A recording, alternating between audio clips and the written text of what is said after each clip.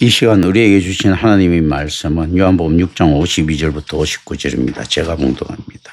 그러므로 유대인들이 서로 다투어 이르되 이 사람이 어찌 능히 자기 살을 우리에게 주어 먹게 하겠느냐. 예수께서 이르시되 내가 진실로 진실로 너희에게 이르노니 인자의 삶을 먹지 아니하고 인자의 피를 마시지 않으면 너희 속에 생명이 없느니라. 내 살을 먹고 내 피를 마시는 자는 영생을 가졌고 마지막 날에 내가 그를 다시 살리리니 내 살은 참된 양식이요 내 피는 참된 음료로다. 내 살을 먹고 내 피를 마시는 자는 내 안에 가고 나도 그의 안에 가나니 살아계신 아버지께서 나를 보내시며 내가 아버지로 말미암아 사는 것 같이 나를 먹는 그 사람도 나로 말미암아 살리라. 이것은 하늘에서 내려온 떡이니 조상들이 먹고도 죽은 그것과 같지 아니하며 이 떡을 먹는 자는 영원히 살리라. 이 말씀은 예수께서 가버나움 회당에서 가르치실 때 하셨느니라. 아멘. 우리 여기서 이제 큰 그림을 또다시 이제 그립니다. 예수께서 내 살을 먹지 않고 마시지 않는 자 했을 때 우리 어떤 것을 생각해야 되는가 하면 참된 형제의 개념이나 이제 참된 가족의 개념이죠. 피가 흐르죠. 그죠? 이게 그러니까 실제로 이제 우리가 의미로 이제 들어가는 겁니다. 깊이 들어가는데 의미로 들어가는데 하나님께서 가장 그 혈연, 지연, 학연 뭐 이렇게 이야기하죠. 혈연에 민감하시다. 이 개념을 넣습니다. 혈연, 학연, 지연 중에 사실은 혈연이 옛날에 최고죠. 보면 박씨 가문, 뭐 김씨 가문 뭐 이런 거 위해서 목숨 바치고 하지 않습니까? 지금 이 말은 뭔가 하면 우리 안에 예수의 피가 흘러야 된다. 형제가 돼야 된다는 겁니다. 이거 먹고 마시는 개념이 아니고 한번 보십시오. 먹고 마신다는 것은 우리 안에 피 유전자 검사를 해보니까 예수하고 내하고 99%가 일치합니다는 게 나오잖아요. 형제 같으면 아버지하고 이렇게 재면 나오지 않습니까? 그게 나와야 된다는 이야기예요. 제가 이번에 불이 나면서 상당히 큰 것을 깨달았는데 내가 하나님 앞에 내 의에 아직도 사로잡혀 있다라는 것을 제가 깨달았습니다. 어떤 것인가 하면 나 참 내가 욕심 없다고 자부를 합니다. 그리고 실질적으로 사심도 없다고 자부를 했어요. 그리고 내가 교회에서 충성하는 사람들이 있으면 그 사람을 위해서 내가 목숨도 바칠 수 있다고 자부하고 실제 그럴 수 있는 사람이라는 거 제 스스로가 객관적으로 볼 때도 인정을 합니다. 그러면서 이렇게 이야기합니다. 하나님 저는 괜찮은데 내가 안 쪽팔렸으면 좋겠습니다. 옆에 그러니까 그 나를 위해 교회를 도왔던 모든 사람들 그 사람들한테 내가 빚진 기분 들지 않게 해 주세요 하는 이걸 갖다가 어떻게 생각을 했는가 하면 순전하다고 생각했죠. 난 내 욕심이 없었으니까. 그런데 이것도 자기 의다 말이죠. 아주 교묘한 거죠. 가장 교묘한. 내가 만약에 이걸 깨닫지 못하고 계속 갔으면 내가 욕하던 그 모든 사람들보다 내가 가장 교묘하다. 왜냐하면 가장 거룩함에 다가가 있었는데 내 안에는 어떤 것들이 있었습니까? 내가 하나님의 사람으로서 쪽팔리지는 않아야 될 것 아니냐. 이런 것들인데 이거는 당연하다고 생각을 하고 있었던 거예요. 나를 누가 도와준 사람이 있으면 내가 그 사람한테 100배를 갚은 이런 마음들이 있다. 이거는 정당하지 않느냐 하는 자기의. 하나님 앞에 순종한다는 것은 어떤 것입니까? 다른 사람한테 사기꾼 소리를 들어도 도둑놈 소리를 들어도 올바른 신앙의 바탕이 있다 믿지요. 하나님이 죽이라면 죽여야 되거든. 비나서의 창처럼. 그러니까 하나님께서 도둑질 안 하면 도둑질을 하고도 옳다고 생각을 해야 되는데 아유 내가 그래도 이 도둑질까지는 어떻게 합니까? 저걸 어떻게 살인데 죽입니까? 하는 이 머뭇거림 자체도 자기 의라는 거죠. 내가 그걸 깊이 요번에 깨달았습니다. 그건 과거에 알았는데 그게 희석돼서 있었던 거예요. 또 그리고 제가 설교 도중에 제 입으로 그렇게 말했는데 내가 만약에 어떤 큰 범죄를 저지른다 하더라도 내가 아버지 앞에 말씀이 올바르다면 그 어떤 이유가 있다고 생각을 해라고 교인들한테 내가 그렇게 자신 있게 이야기했던 내가 자기 도금에 빠져 있는 이 모습을 내가 이번에 발견했습니다. 그래서 참 내가 이런 것들이 있구나. 그리고 실제 우리는 그런 존재입니다. 우리가 전적 타락의 죄인이라고 고백을 합니다. 모든 교단이 다 그런 것은 아니죠. 특히 이제 장로교의 교리가 그렇죠. 그죠? 전적 타락의 죄인입니다. 할 때 캐톨릭은 좀 이제 부분 타락으로 보죠. 실질적으로, 개혁교회는 전적 타락을 갖다 인정한다고 했지만 나중에 이제 요한 웨슬리로부터 시작하고 뭐 또 그 전에 알미니우스로부터 시작하고 이제 감리교라든지 이거 메소디스트들은 어떤가 하면 이건 이제 조금 그 부분 타락 형태를 가져갑니다. 성결교 같은 경우는 보니까 부분 타락 이렇게 원래 웨슬리안들인데 어떻게 되든지 간에 또 그 교리는 또 전적 타락 이렇게 좀 많이 받아들이는 경우가 많은 거고 거의 교리 따라 다른데 실질적으로 이 전적 타락이 거부되면 이단으로 이렇게 보통 이제 개혁교회 쪽에서는 이야기를 합니다. 그리고 실질적으로 전적 타락이 돼야 맞거든요. 왜 맞는가 하면 하나님께서 우리가 부분적으로 타락했다면 우리의 선한 부분을 가지고 우리를 구원하실 수 있는 능력이 계신 분이거든요. 예수 그리스도 인카네이션이 필요가 없습니다. 그런데 보통 이렇게 접근하지 않고 다른 식으로 접근한 거죠. 만약에 나는 이제 좀 다른 의미에서 만약에 우리가 부분적으로 타락했다면 하나님께서 죽으실 필요는 없었다. 그러기 때문에 전적 타락이 돼야 된다고 저는 생각하는 주입니다. 그런데 이제 전적 타락이라는 것은 어떻습니까?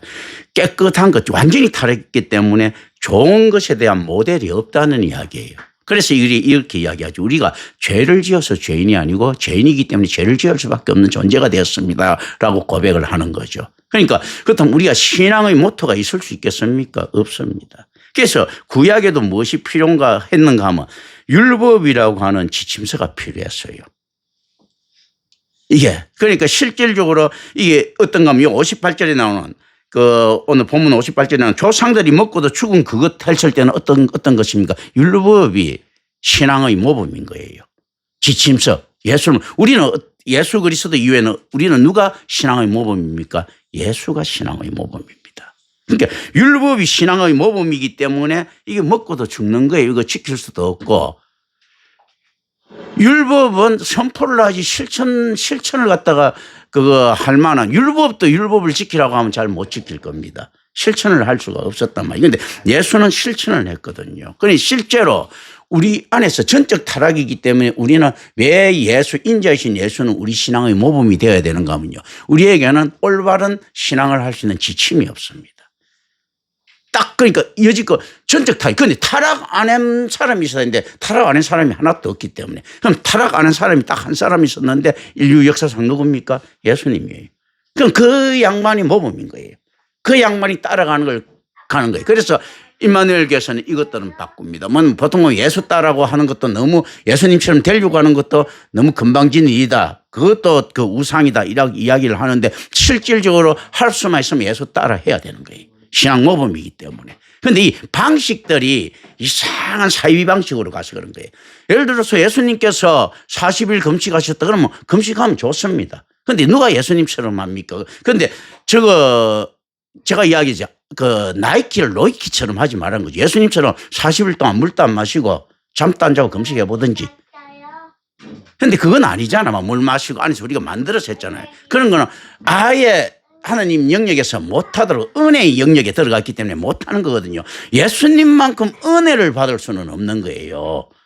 지킬 수 있는 능력, 하나님의 때에 따라서 예수님께서 지킬 수 있는 은혜를 주셨잖아요. 그런데 우리는 예수님께서 할 수 있는 행위를 갖다 보면서 따르를 해야 됩니다. 그런데 그 은혜가 부족한데 어떻게 그 은혜까지 같이 할 수 있습니까? 그럼 예수님처럼 안전뱅이를 일으킬 수 있습니까? 그렇지 하지 못하잖아. 그거는 부족한 부분들이에요. 예수님께서 40일 금식기도 했다 갖고 그런 거는 따라할 필요가 없는 거예요. 우리가 능력 밖의 일입니다. 그거는 안전뱅이 일으키는 것보다도 더 힘든 거예요. 잠도 자지 않고 물도 마시지 않고 아무것도 안 먹고 40일 동안 내가 살아남을 수 있는 인간이 있습니까? 없어요. 그것도 광야에서 그렇지 않습니까? 광야에서 하면 한 며칠 지나면 벌써 입부터 돌아갈 건데. 그렇잖아요. 실질적으로 그건 따라할 수 있는 것들이 아닌데 그거는 우리 신앙의 모범자로서가 아니고 하나님 은혜가 임한 장소 교회로서의 역할입니다. 40일 그러면 예수 그리스도가 없는 이 순간에 성찬하신 이 순간에 있지 않습니까? 이 교회 안에서 임재하고 계시지만 이 40일 금식 기도라든지 안전뱅이를 막 일으킨다든지 이런 은혜는 어디에 가지고 있겠습니까? 사실은 교회에 있는 거예요. 교회에. 자기 개인한테 은사가 있는 것이 아니고 교회에 그리스도가 교회의 몸이지 않습니까? 교회에 있지 다른 곳에는 그 은사를 받아들일 만한 능력도 안 되는 거예요. 전적 타락의 죄인에게는 올 수가 없습니다. 깨끗한 자 우리가 중생했습니다. 깨끗해졌습니다 했을 때 그 은혜가 들어올 그릇들이 안 되는 겁니다. 교회는 죄 있는 존재입니까? 죄가 없는 존재입니까? 죄가 없는 존재잖아요. 예수님처럼. 그러니까 교회만이 하나님의 은혜를 갖다 그런 은혜를 수용할 수 있는 거예요. 일반 사람들이 그 은혜 받으면 수용 못하고 가부가 걸려갖고 예를 들어 뭐 잘못된다든지 이렇게 되는 거예요. 사실은 이제 의미입니다. 그렇기 때문에 교회만 그거 받을 수 있다. 그리고 예수 그리스도께서는 우리 신앙의 모범이기 때문에 따라해야 된대. 왜냐하면 예수 말고는 따라할 모범이 없는 겁니다. 그런데 우리가 잘못해서 계속 이 위대한 성인들 업적, 뭐 프란시스코를 따라한다든지 뭐, 성 프란세스 있지 않습니까? 뭐 또 보면 뭐, 저거 뭡니까? 어거스틴을 따라한다든지 그 있지 않습니까? 바울을 따라한다든지 뭐 또 베드로를 따라한다든지 엘리야를 따라한다든지 엘리야, 바울, 그거 베드로 뭐 이런 거 전부 다 한마디로 이야기하면 뭡니까? 전적 타락의 상냥아치들이에요. 그럼 뭐 따라해봤자 그 나물에 그 밥이야 내가 시큼해지는 거예요. 사실은요. 그들이 예수를 따라했던 사람이기 때문에 따라한다. 그러면 실질적으로 복제품 있지 않습니까? 따르면 질이 점점 나빠지겠죠. 그럼 바로 예수를 따라해야 되는 거예요. 바울이나 베드로 존경할 가치가 전혀 없습니다. 아브라함이나 누구든지 있지 않습니까? 특히 구약의 인물들은 신약의 인물보다 훨씬 열등하죠. 그들은 구약이 표본이었어요. 우리는요. 예수가 표본입니다. 우리가 훨씬 뛰어나죠, 사실. 그런 거거든요. 그리고 실질적으로 베드로라든지 바울 따라할 필요가 없어요. 그들이 알던 성경과 우리가 알던 성경이 있지 않습니까? 차이가 확 납니다. 베드로는 어떤 성경을 받겠습니까? 구약을 받잖아. 베드로는 자기가 지은 걸 갖다가 뭐 안에서 아이고 뭐 그 성경이라고 생각했겠습니까? 마태, 마가 그거 성경이라고 받겠어요. 그냥 지침 쓰고 이렇게 우리 만난 기록서라고 생각했겠지. 그들은 여전히 예배를 드릴 때 어떤 걸 가지고 드렸겠습니까? 시편이나 모세오경 갖고 드리는 거예요. 그들은. 그 당시에 성경이 걔들이 적은 걸 성경이라 하면 지금 뭐 이만희 취급받겠죠. 그죠? 갑자기 마태가 야 내가 마태복음을 적었어. 이거 성경이야 하면 어떻게 이야기하겠습니까? 거기 있는 카타콤에 있는 사람들도 저 새끼 저거 이단 아니야 이 소리 안 하겠습니까?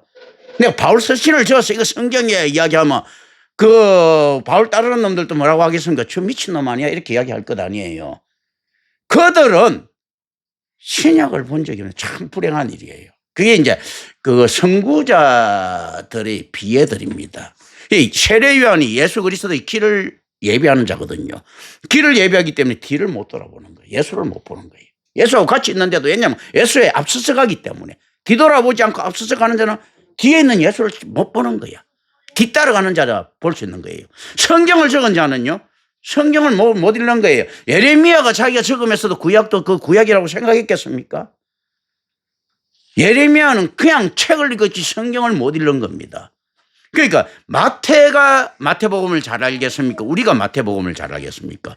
우리가 잘 알지. 마태는 마태복음을 갖다가 성경이라고 생각 안 했기 때문에 어떤 의미를 였더라도 예수님하고 옛날 추억과 기억만 넣었지 하나님의 은사에 대해서는 지극히 약할 수밖에 없습니다. 성경이 내려오는 이 범위들이. 그러니까 이들은 우리보다 월등하게 약한 연약한 존재예요. 바울이 바울 서신 보고 감동받았겠습니까? 적어놓고 이렇게 이것 갖고 로마서 쓰면서 로마 그 있는 사람들 좀 감동받았으면 좋겠네. 이 생각을 들지. 내가 편지 하나 참 내가 생겨도 기가 막히게 잘 적어서 했지. 그걸 성경이라고 생각했겠습니까?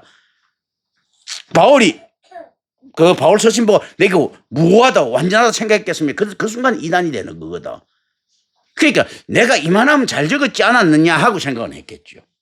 그건 성경하고 다른 거예요. 무호하다 생각하고 보는 사람하고 이만하면 잘 적었지 않았는가 내가 혹시 빼먹은 건 없는가 이렇게 좀 좋은 말 읽을 거 없는가 이렇게 생각하는 사람은 천지 차이죠. 그죠? 그러니까 로마서를 바울이 잘 알겠습니까? 우리가 잘 알겠습니까? 바울에게 로마서는 하나님의 그 저자는 잘 없는 거예요. 하나님 자기 재능은 있죠. 하나님께서 주신 재능은 있어도 하나님이잖아요. 그런데 성경은 첫째 저자가 누굽니까? 하나님이죠. 바울에게 로마서는 하나님이 저자가 약할 수밖에 없어요. 우리에게 로마서는요. 바울이 아닌 거예요. 하나님이 저자가 강하고 바울은 기록자인 거예요. 그런데 바울이 받은 로마서는 바울을 자기가 저자라고 생각했을 것 아니에요. 누가 성경을 잘 알겠습니까? 바울 따위가 우리보다 잘 알겠습니까? 바울이 우리를 보고 신앙을 배워야 되는 거예요. 그런데 거꾸로 됐습니다. 그러니까 예수 그리스도 말고는 하나의 몸은 또 없는 거예요. 그런 것들이거든요. 구약의 저자들도 마찬가지였을 거예요. 그러니까 실질적으로 모세가 하나님의 말씀을 갖다가 기억해서 적었기 때문에 모세는 어떤 면에서 모세오경에 은혜 받을 수 있을지 몰라도 이사야가 하나님의 말씀을 듣고 감동을 받아가 이사야서를 적었다 할 것 같으면 이사야는 이사야서에서 우리만큼 감동을 받지를 못합니다. 그리고 모세가 아무리 감동을 받아도 우리만큼 받지를 못해요. 왜 그러는가 하면 자기가 기록하고 있는 13거 빠진 것도 생각할 거고 여러 개 생각할 것 아니에요. 아쉬운 것도 있을 수가 있고 있지 않습니까? 우리가 성경에 아쉬운 것이 있으면 됩니까 안 됩니까? 안 되는 겁니다. 무어에서 떨어지거든요. 모세가 모세오경을 적고 난 다음에 아쉬운 게 있었을까요 없을까요? 마음에 분명히 있을 거란 말입니다. 성경에 무어성이 있지 않습니까? 굴복되지 않고는 성경을 읽을 수도 없습니다. 이제 이런 것들. 그러니까 그 사람들보다 우리가 월등하게 잘 아는 거예요. 바울이 우리 신앙에서 모범이 전혀 될 수가 없습니다. 우리가 실질적으로요, 우리가 바울보다 못하다면 그 사람 신앙 의심해야 됩니다.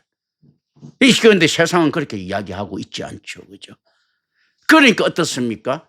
비록 위대한 그 우리 신앙의 선배지만 켈빈 같은 기독교 강요에 무너지는 겁니다. 위대한 책한데 실질적으로 왜 그러는가 하면 앞에 바울이나 어거스틴을 자꾸 높이고 내가 켈빈을 높이고 하다 보니까 이렇게 된 거예요. 성경 본문에 들어갔을 때 과연 누가 높은가 했을 때 성경이 점차적으로 계속 자정한단 말입니다. 자기 자정의 능력이 있어서 계속 우리에게 자정을 하고 있는데 후대에 갈수록요 훨씬 위대한 신앙인이 나와야 되는 겁니다. 아브라함이 신앙의 아버지라면 우리는 진짜 아브라함의 아버지 이상이 돼야 돼요. 아브라함이 신앙의 아버지라는 말은 그거는 무슨 말입니까? 기초 닦았다는 이야기거든요. 그 에디슨이 발견한 전구가 질이 좋겠습니까? 요즘 있지 않습니까? LED가 질이 좋겠습니까? 그렇잖아요. 그런데 어떻습니까? 그 에디슨이 전구 만드는 그 아버지라고 하지 않습니까? 그런 거거든요. 야, 저거 오펜바흐 시대 때 있잖아요. 오펜바흐가 만들었던 그 핵무기가 아인슈타인 있잖아. 상대성 원리 이해가 그 핵이 위력이 좋겠습니까? 요즘 핵이 위력이 좋겠습니까? 이건 비교도 안 되죠. 그렇지 않습니까?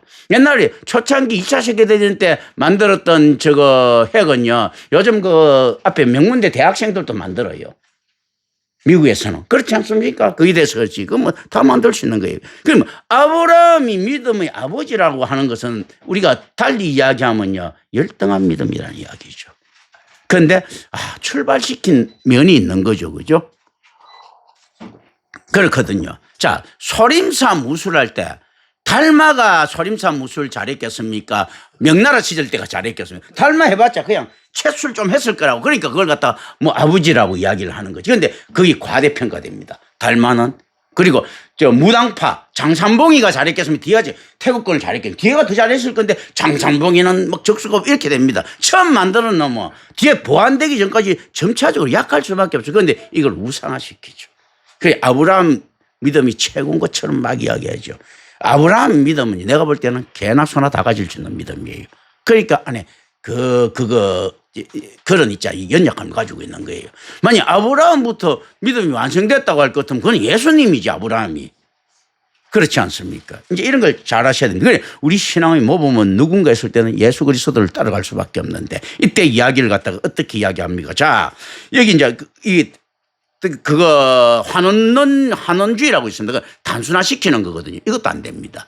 리덕션 시키는 거, 성경을 단순화시키가 만드는 것도 안 되거든요. 근데 자, 이제 일반 계속 환원시켜 나가는 작업은 필요합니다. 단순화시키는. 그러면 여기 단순화, 이게 부분을 가지고 전체 접근하는 거예요. 부분의 합은 전체보다는 항상 적죠. 부분을 가지고 전체 접근하는 방식, 제가 하나님 인식을 지금 자꾸 던지는 겁니다. 여러분께서 하나님을 모르는데 어떻게 하나님을 믿을 수 있겠어요? 자, 지금 예수님께서 이제 우리 하나 단순, 요거 하나의 주제입니다. 오늘 예수님께서 이제 하는 거는 무엇을 이야기하는가 했을 때 식구대라는 이야기잖아요. 식구. 이게 지금 코이노이아라고 우리 이야기하죠. 성도의 교제라고 이야기하는데 실제 코이노이아를 나는 어떻게 번역하면 제일 좋은가 하면 식구. 이 당시에 헬라의 코이노이아는 물론 이제 식탁 교제예요. 그런데 식탁 교제 촌님도 올 수 있지만 실질적으로 그리스도교의 코이노이아는 뭔가 하면 식구, 같이 밥 먹는 사람들이에요. 밥 먹는 사람들, 식구라는 의미는 뭡니까? 단순하게 밥 먹는 사람입니까? 핏줄이라는 의미입니까? 핏줄이에요, 핏줄. 우리가 식구라는 건 같이 밥 먹는 사람 개념이 핏줄이. 그래, 교인은 코이노이아 안에 있었다. 식구. 어떤 식구입니까? 우리 유전자 조사를 했더니 예수하고 똑같은 하나님의 피가 흐르더라. 유전자 있지 않습니까? 99.999% 일치합니다 하면서 이거는 확실히 가족입니다 하는 있지 않습니까? 거기 딱 나와야 되는 거예요. 이 식구 되자는 거예요. 이제 이 개념에서 그리고 쫙 봐야 되는. 그런데 식구인데 이렇게 대할 수 있느냐? 그리고 이야기야. 누구든지 형제를 보고 나가라고 하면 뭐 저주를 받는다 이렇게 이야기하죠. 그 형제라는 것은 뭡니까? 식구잖아, 식구. 그러니까 실제 교회 내에서 실제 너가 정말로 그 사람 전도하기를 원했어. 그러고 난 다음에 진짜 예수 잘 믿기를 원했어. 그럼 식구 되기를 원한 거잖아. 그런데 그놈 안에서 교회 안에서 지금 이렇게 경쟁하고 이야기가 됩니까? 식구인데. 그 식구 개념이 어떤 식구면 가장 그것도 중요한 식구예요. 막 그 나이가 한 90대가 아들 하나 낳아서 환장을 해. 너무 예뻐. 근데 그 자기 아들 잘 된다고 질투하면서 경쟁할 수 있겠습니까? 자기 딸 잘 된다고 질투하면서 경쟁할 수 있겠습니까? 이 개념이 식구라고 해서 예, 맞습니다. 나는 저거 A라는 사람, 난 손일철 장로라는 사람을 갖다가 식구로 생각합니다. 근데 어떤 식구가 하면 야, 식구 중에서도 미운 놈이 있고 좋은 놈이 있지 않습니까? 내 그 원수 같은 내 핏줄이에요. 그래서 나 그렇게 대합니다. 이런 것 아니고 어떤 식구입니까? 지가 가장 사랑하는 식구인 거예요. 이 식구 개념. 같이 그러니까 밥을 나눠 먹는 식구 있지 않습니까? 밥을 매일 같이 먹는 이 입장에 싫어하는 놈 같으면 처삼촌 볼트하듯이 한번 친척이니까 명절 날 때는 한 번씩 만나갖고 밥 먹으면서 그냥 얼굴 인상 쓰고 있었을 것 아니에요. 그게 아니고 맨날 같이 먹는 사람 같으면요. 가장 친밀한 식구 개념이잖아. 내가 제일 예뻐하는 있죠. 만약에 이제 지금 현재 그 김재인 건설 같으면 에녹이하고 경쟁하겠어요? 에녹이 잘 되면 좋아하지. 그 식구 개념인 거예요. 지금 그 코이노니아를 이야기하는 겁니다. 지금 에녹이가 유수미 사람한테 가고 가자 얻어문다 했고 이렇게 이야기했습니까? 에이, 유수미 사람 나는 안 주고 에녹이만 주고 에녹이 저 새끼 미워 죽겠네 이렇게 이야기하겠습니까? 그거 안 하잖아. 그런 거예요. 그 식구 개념이에요. 근데 이 사람들은 얼마든지 변명거리를 찾습니다. 얘 식구 맞죠? 피하면 유전자 똑같은 피예요. 나 우리 사촌 미워 죽겠어요. 이 식구 개념이 아니라는 이야기. 맨날 앉아서 코이노이아 개념은 같이 얼굴을 맞대고 같이 가까운 곳에서 편하게 밥을 먹는 그 식구예요. 지금 그 이야기를 하신 거예요. 이렇게 안 하면 영생 못 받는다는 겁니다. 그게 지금 무슨 이야기입니까? 개인이 하나님 앞에 신앙을 고백합니다. 이렇게 갖고 구원은 1:1 관계라고 했죠. 그런데 이 1:1 관계가 되기 위해서 필연적으로 거쳐야 될 과정이 있는데요. 가족화되지 않으면 못 받는다는 거예요. 교회밖에는 구원 없다는 것이 그런 것들입니다. 지금 이게 교회밖에 구원 없는 것들이 나옵니다. 자, 네가 1:1로 하나님을 만나서 구원은 1:1 맞아요. 받으려고 하면 반드시 무엇이 필요한가 하면요. 식구라고 하는 공동체가 필요하다는 겁니다. 이것 알고는 이게 상승이 될 수가 없다는 겁니다. 우리가 하나님을 믿는다는 거예요. 1:1로 내가 내 혼자 잘 믿으면 되지. 그래, 잘 믿으면 천국 갑니다. 근데 네 혼자 잘 믿는 거는 불가능하다는 이야기입니다. 어느 정도 불가능하다는 이야기인가 하면요. 예수님처럼 우리가 40일 금식기도 하는 것보다 더 불가능하다는 이야기예요. 40일 금식기도라든지 이런 의사들은 어디에 내려온다? 교회 안에 있다고 했죠. 교회 안에서만이 그게 가능하다는 거예요. 자기가 개인적인 믿음을 하나님하고 1:1 관계의 믿음을 가지려고 하면 어디서 가능하다고요? 교회 안에서 가능한 거예요. 다른 사랑을 받으면서. 예를 들어서 이런 것들. 우리가 그 하버드 대회 시험을 치러 간다. 서울대 시험을 치러 간다. 그 놈이 가족 보호 없이 시험 치는 놈이 있습니까? 그 후원 안 받고 가는 거는 거의 불가능해요. 아무런 책도 안 받고 할 수 있습니까?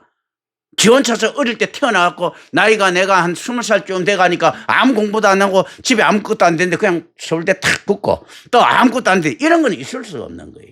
그거 뭡니까? 그 후원이라는 게. 그런데 시험은 누가 칩니까? 1:1로 치는 거예요. 1:1로. 지 부모가 대신 치줄 수도 없는 거예요. 실질적으로. 그런데 지가 1:1로 가기 위해서는 뭐가 녹아 있습니까? 가족이라고 하는 헌신이 녹아 있는 거예요. 그러니까 나도 그 헌신이 필요하고 니도 그 헌신이 필요한 거예요. 이 개념을 지금 예수님께서 이야기하고 계신 겁니다.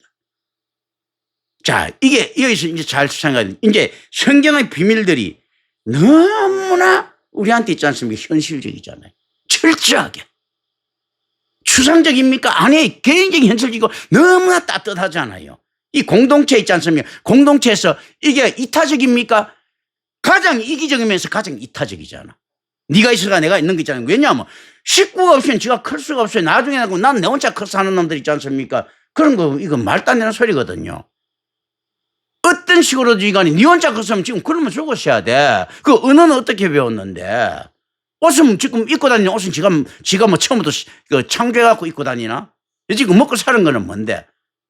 난 아무도 없이 내가 나 혼자 컸어야 하는 거 미친놈들이라니까. 실제 이 개념들이 이렇게 녹아있는 거야. 너가 어떤 행동을 하고 어떤 믿음을 가졌든 간에 네 믿음에 도움 주는 이웃이 없었으면 네 그 믿음 없다는 겁니다. 김경천 목사가 안에 가면서 진짜 교회가 없었어. 그런데 이상하게 이 믿음 가졌어. 아브라함이 교회가 없는 데서 믿음을 가졌지 않습니까? 그 안에도 무엇이 있었습니까? 주변이라고 하는 있지 않습니까? 다른 공동체 있지 않습니까? 있었던 거예요. 그리고 하나님의 은혜라고 하는 있지 않습니까? 공동체 구성 있지 않습니까? 조건이 있었던 거예요. 하나님의 은혜는요, 아브라함한테 안 떨어집니다. 교회에 떨어지지요. 그럼 어떻습니까? 하나님이 시간을 초월한 존재지요. 그래서 어떤 건가 하면요, 250만이 나오는 그 교회 위에 아브라함의 은혜 떨어진 거예요. 출애굽하는 그 교회 위에, 광야 교회 위에 아브라함한테 은혜가 떨어진 거예요. 아브라함이 아무리 까불어도요, 광야 교회에 없었으면 아브라함한테는 은혜가 내려올 수가 없습니다. 왜냐하면 받을 수 있는 조건이 안 되는 거예요. 그 감당도 안 되고. 그리고 광야 교회는요, 어떤 것 때문에, 그럼 광야 교회가 순전합니까? 아니죠. 예수 그리스도라고 하는 있지 않습니까? 아브라함 후손이 예수 그리스도의 세계라고 하는 그 교회의 터전 위에 아브라함의 은혜 떨어진 겁니다. 우리가 어떻게 떨어진가 하면 예수라고 하는 그 교회 터전 위에 떨어져서 김경천 목사가 이렇게 내가 그 바른 길을 딱 걸을 수 있었던 거예요. 이 식구입니다. 이제 이 얘기죠. 하나 이제 단순화시켜서 이렇게 했다고 합니다. 이게 뭡니까? 나하고 식구 되자 이자잖아. 우리가 어느 정도 식구가 돼야 되는가 했을 때요, 그냥 단지 만나 정도 갖고 안 된다는 거죠. 어떻게 되는가 하면 핏줄도 같아야 된다는 거죠. 그래 이제 가면서 이야기하는 거, 예수하고 너는 뭐 뭔데 예수입니다. 우리 핏줄이야. 하나님하고 너하고 관계는 뭔가? 아니 우리 조상 우리 핏줄이야. 우리 핏줄 하나님하고 이렇게 돼야 되는 거예요. 유전자 야 뻥치지 마. 요즘 발대 유전자 검사해볼까? 하나님하고 유전자 검사 딱 하면 있지 않습니까? 99.999% 일치면 그게 100% 일치 이렇게 딱 나와야 되는 거예요. 지금 그 이야기를 하는 겁니다. 그것 아니고는 천국에서 살아갈 수가 없습니다. 하나님이 아니고는 하나님의 얼굴을 보고 살아갈 수가 없어요. 우리가 그래서 다 천국에서 그리스도와 같이 돼야 되는 이유. 그리스도와 같이 안 되면 하나님 얼굴 볼 수 있겠습니까? 못 봐요. 그러니까 식구가 되잖아요. 지금 그리고 예수님께서 이 식구 되는 방식을 이렇게 이야기를 합니다. 그리고 이게 실천 지침이 됩니다. 내가 어떻게 하나님을 볼 수 있는가 봐라 라는 것이죠. 인자이신 예수께서 어떻게 하는가 봐라는 거죠. 인자이신 예수께서 완벽하게 그리스도이신 예수를 알 것 아니에요. 자, 그러면 우리가 인자이신 예수가 그리스도이신 예수가 다른 분입니까 할 때 똑같다고 이야기해야 돼요. 그러면 인자이신 예수를 우리가 신앙해야 될 분입니까? 아니, 신앙 모범이에요. 그리스도 예수는 우리가 신앙해야 될 분이에요. 자, 그럼 이게 뭡니까?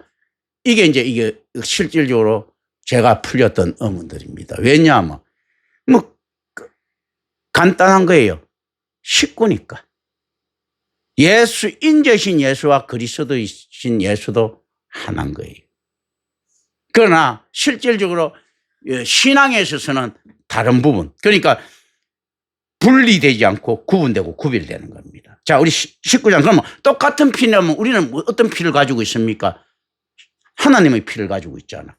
그러니까 어떤 부분에서는 그럼 하나님처럼 우리가 김경천 목사가 다른 사람한테 신앙 대상이 되고 존경받아야 됩니다. 안 되는 거예요. 하나님 말고는 안 되는 거예요. 똑같이 하시면 인자이신 예수와 그리스도의 예수도 똑같이 하는. 그럼 인자이신 예수는 결국 누굽니까? 그리스도는 예수와 다릅니까? 아니, 같아. 그렇다면 어떻게 하면 신앙 대상인가? No. 모범의 대상이다. 그리스도이신 예수는 신앙 대상이다. 근데 같다. 그런데 이 분명히 구분이 돼야 됩니다. 만약에 안 되면 이제 유니테리안으로 가는 거죠. 성부 고난설처럼 인자이신 예수도 신이고 그리스도인 예수도 신 같은 우리는 인간이 인간을 숭배해서는 안 되거든요. 인자이신 예수는 완전한 인간이 돼야 되는 거예요. 그리스도이신 예수는 완전한 하나님이 돼야 돼요. 그럼 이분법적으로 생각할 수 있는 걸 때 아니다. 그럼 그게 어떻게 가능한가? 같은 유전자 검사해 보세요. 똑같이 나옵니다. 이 개념들. 그럼 우리하고 하나님하고 유전자 검사하면요. 똑같이 나오면 우리가 신인가 할 때. 아니지. 우리도 무엇이 돼야 되겠습니까? 그렇다면 이 땅에 살아갈 동안 신앙의 모범이 돼야 된다. 그리고 그리스도가 되는 것이 아니고 천국에서는 그리스도와 같이 되는 거예요. 라이크가 되는 거죠. 그래서 이꼴이 아니고 라이크가 되는 느낌이다. 그런데 이건 알 수 없는 영역이에요. 우리가 뭐 그리스도가 이꼴이 될 수도 있고 라이크가 될 수도 있고 또 아닐 수도 있지만 현재 우리가 가지고 갈 수 있는 하나님께서 허용하신 신앙의 배신은 여기까지라는 거예요. 이꼴이 아니고 라이크인데 그런데 그리스도와 같이 되는 것들이죠. 그래서 너희들은 다 신이라 이런 말들이 있지 않습니까? 이때 우리가 의문들이 풀리는 부분들이 있습니다. 이거 잘 아셔야 됩니다. 그리고 이러한 이해와 행위가 전인적으로 나타날 때 성도들에게 하나님에 대하여 아는 지식이 드러납니다. 그리고 이 지식에 대한 능력이 주어질 때 성도는 비로소 그리스도를 믿고 의지하는 신앙을 찾을 수 있습니다. 자기 자신 중심점을 알아야 돼요. 일단 자기를 알아야 되는 거예요. 네 꼬라지를 알라라고 이야기하지 않습니까? 소크라테스도. 자, 자기 자신 실제 성격도 마찬가지입니다. 이게 그런데 이 자기가 어디 서 있는 이 중심점을 알아야 되는 거예요. 그렇다면 우리의 목표는 어떻습니까? 그리스도를 냉정하게 이야기. 이것도 의미입니다. 한원으로 또 들어갑니다. 우리가 예수를 믿는다는 것은 어떻습니까? 그거 실질적으로 예수를 믿는다는 것입니까? 예수와 같아진다는 것입니까? 사실 어떤 면에서는 같아진다는 거예요. 그게 아유 교만하게 말이야. 네가 예수님처럼 네가 예수야. 예수와 같아진데 그게 우리 신앙 몸이죠. 자, 인자이신 예수는요 그리스도와 같아지는 분이에요. 그게 이퀄인 거예요. 인자이신 예수는. 그렇다면 우리도요 그리스도와 같아져야 되는 부분들을 가지고 있습니다. 우리가 하나님과 같아지는 부분들을 가지고 있는 거예요. 그런데 그런데 이거는 그러면 죄악인가 했을 때 본능입니다. 하나님께서 주신. 이 본능이 가장 잘 드러나는 사건이 어디입니까? 선악과 사건인 거예요. 그래서 아담과 하와가 그 본능을 가진 것은 죄가 될 수 없는 거예요. 우리가 하나님처럼 되려고 하는 그 죄를 범했다고 하지만 실질적으로 어떻게 보면요. 이 하나님처럼 되고 싶어 하는 이 뭔지 모르지만 이게 있어야 되는 거예요. 하나님이 되려고 하는 이건 죄가 되는데 하나님처럼 되려고 하는 게 과연 죄가 될 수 있을까 우리가 고민해야 되는 부분입니다. 하나님께서 주신 속성들이거든요. 그런데 어떻습니까? 그러니까 선악과를 따먹는단 말이죠. 하나님처럼 되려고. 하나님이 되려고 하면 문제가 되는데 그런데 신학에서는 이거부터 이제 범죄라고 이야기하는데 이 묘한 부분들입니다. 그런데 어떤가 하면요. 식구라면 우리가 하나님을 알아야 되거든요. 아담과 하와의 가장 큰 죄는 하나님을 그렇게 많이 보여줬는데 몰랐다는 걸 겁니다. 때가 필요하면 때가 기다려야 되고 있지 않습니까? 그래서 지금 제가 계속 하나님을 아는 지식을 이야기를 합니다. 그러니까 실제 참 묘한 형태입니다. 이것도 이제 의미입니다. 아브라함과 하와는 자, 성경이 처음부터 태초에 말씀이 있었으니까 성경은 처음부터 있었어요. 하나님께서 직접 계시를 했습니다. 그런데 아브라함과 하와는 뭐에 빠졌습니까? 이단에 빠진 거죠. 의미입니다. 이단에 빠진 거 아닙니까? 똑같은 하나님 말씀 가지고 이단에 빠진 거예요. 어떻게 됐습니까? 인본주의에 빠진 거예요. 자기중심 해석을 했잖아요. 그게 하나님을 아는 지식이 부족했던 거야. 하나님 그렇게 그러면 하나님께서는 노출을 안 시켰느냐? 그렇게 노출시키심에도 불구하고 하나님에 대한 지식이 부족하니까 이단에 빠지는 거예요.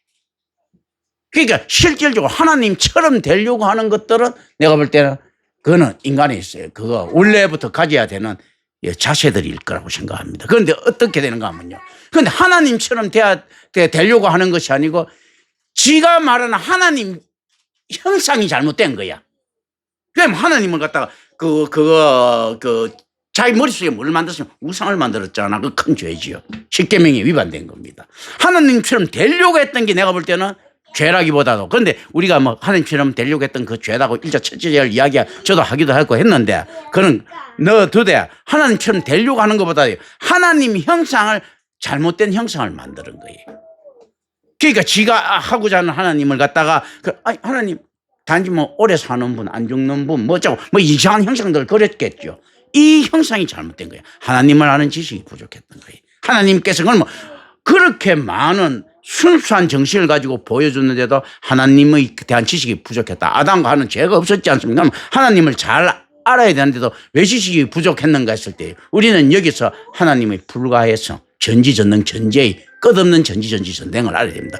인간이 가장 완벽한 모습을 가지고 있을 때도 어떻습니까? 하나님의 깊이를 알 수가 없는 거예요. 가장 순수했을 때도요, 하나님의 깨끗함을 알 수 없는 거예요. 아무런 죄가 없고 아무런 그거 되다도 그걸 알 수 있는 능력이 있는 것하고는 별개인 것입니다. 그걸 갖다가 여러분들은 잘 아셔야 되는 거예요. 그러니까 실제로 하나님을 아는 지식이라는 것은 그런 겁니다. 그거는 실제 누구한테도 불가능한데 어느 누구도 불가능한가 했을 때 아담과 하와라고 하는 죄짓기 범죄하기 이전에 아담과 하와도 하나님을 갖다가 결코 알 수 없다. 왜냐하면요, 하나님이 자기 계시가 약해서가 아니고 그 하나님이 자기 계시가 깊고 넓고 강대무비해서 알 수가 없네. 그렇다면 지금 이게 어떻게 됩니까? 예수 그리스도께서는 우리 하나님을 아십니다. 인자이신 예수가 의미입니다. 이거요. 하나님을 완전히 알 수 있겠습니까? 없겠습니까? 모른다고 봐야 됩니다. 의미로. 왜냐하면요, 인자이신 예수가 알 정도로 하나님의 깊이가 적지 않다. 그러니까 그걸 갖다가 전능하다, 전지하다 했을 때요, 무한한 것 이상의 것, 무한보다도 더 이상의 것들, 이런 것들을 가지고 있는 거예요. 인자이신 예수가 하나님을 알면 안 되는 거죠. 그게 그런 거예요. 하나님은 하나님 자신을 알 수 있습니까? 할 때 하나님도 하나님을 신학적으로 보면 알면 안 되는 거죠. 그런데 또 모르면 안 되는 거죠. 모르면 전지에 걸리고 그거 아신다고 하면 전능에 걸리지 않습니까? 그게 실질적으로 그 안에서 그 영역 속에 우리가 하나님을 아는 것은 그렇다면 어떻게 알아야 되는가 했을 때요, 식구가 되는 겁니다. 그냥 아버지인 거예요. 우리가 뭐 치료할 때 우리 알지 않습니까? 우리 내 같은 내 형제고 내 아버지 알지 않습니까? 아니 속속들이 몰라도 그걸 아는 거예요. 그걸 갖다가 뭡니까? 일종의 페르코레시스 같은 거예요. 외적인 격이라고 하지만 페르코레시스 할 때 있지 않습니까? 페르소나라고 하죠. 이게 상호 순환이 된다는 것은 어떤 것입니까? 무한한 것을 서로 나누고 있는 이 모습들이거든요. 그럼 우리는 유한한 존재인데 어떻게 무한할 수 있습니까? 당연히 무한할 수 있습니다. 우리가 우리의 사고를 알 수 있습니까? 모르지요. 우리가 우리의 내용을 알 수 있습니까? 몰라요. 어떻게 노출됐는 것조차도 모릅니다. 그래, 좋다. 우리가 어떻게 노출됐는가 아는 것까지 유한이라고 치더라도 있지 않습니까? 우리가 신앙을 가지버리면 어떻습니까? 신앙을 가지고 하나님 인식이 깊어져 버리면요, 우리가 하나님을 갖다 어느 정도 깊이 믿고 있는가 자기 자신이 알 수 있습니까? 자기는 모릅니다. 하나님께서 알 수 있습니까? 하나님께서는 당연히 아신다고 우리가 고백하죠. 그런데 어떤 것이 진짜 신앙인가 했을 때는요, 하나님께서 당연히 아시지만 하나님 또 모르는 범위까지 들어가는 거. 신앙이라는 게 그렇지 않습니까? 만약 아는 경우에 끊어버리면 그거는 공식이지. 그런데 실질적으로 교제하고 있지 않습니까? 전인적으로 그게 그 전인적인 그 안에서 교제가 되려고 하면 어떻습니까? 몰라야죠. 하나님도 모르고 나도 몰라야지. 내가 어떻게 되는가 있지 않습니까? 그 안에서 되는 거. 그런데 실질적으로 하나님께서는 당연히 아셔야 되고 또 하나님께서 어떻습니까? 당연히 모르셔야 되는 있지 않습니까? 이 범위 안에. 왜 그렇습니까? 신앙이 그러면 내가 가진 신앙이 하나님께서 모르시면 말이 됩니까? 했을 때 말이 됩니다. 왜 그렇겠습니까? 이 믿음 신앙은 누가 준 겁니까? 하나님께서의 하나님의 전지성으로 준 거거든. 몰라야 되는 거예요. 아시고도 몰라야 돼. 이 개념들을 지금 예수님께서 이야기합니다. 그러니까 일반적으로 이게 이해가 되겠느냐는 거죠. 일반 세속에 물든 놈들이 어떻게 이걸 이해하겠습니까? 이걸. 이 성경이 보이지가 않는 거예요. 오늘 뭐 여기까지 해야 되겠는데, 기도합니다. 은혜로 오신 아버지 하나님 감사합니다. 우리 주 예수 그리스도 이름으로 기도드립니다. 아멘.